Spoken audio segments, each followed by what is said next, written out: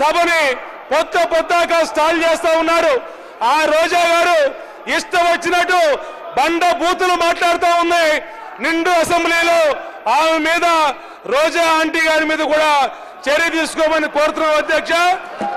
ఇవాళ వీళ్ళు ఐరన్ లెక్కలయ్యి ఎక్కడ ఉంటే అక్కడ సర్వనాశనం అయినటువంటి ఆ కొడాలి నాని గారు కానీ, రోజా గారు కానీ వీళ్ళు చేసినటువంటి దారుణమైన పరిస్థితుల్ని చూస్తున్నాం అధ్యక్ష.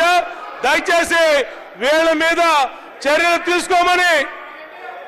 ఏంట్రా